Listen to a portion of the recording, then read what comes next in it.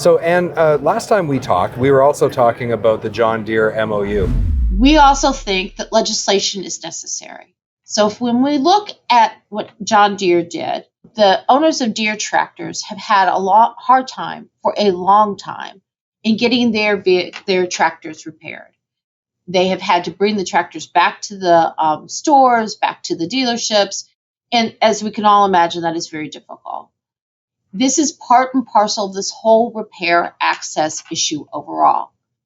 I think this is an opportunity to have these conversations and to see if there's a way to bridge this and to say, look, it is in all of our best interest. There's only so much service space you have. So don't you want, a satisfied second or third owner of those vehicles so that you make sure they're on the road? Can you give us an update on the impact it had one way or the other?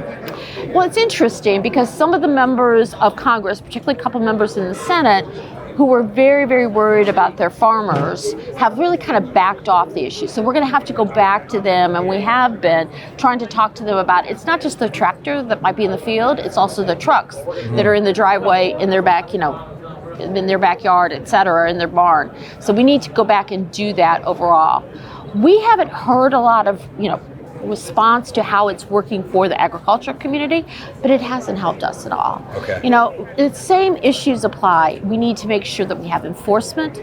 We need to make sure that it works for everything, and we need to also make sure that it works in the future. Because one of the things about technology, as we're seeing it, is it's not static.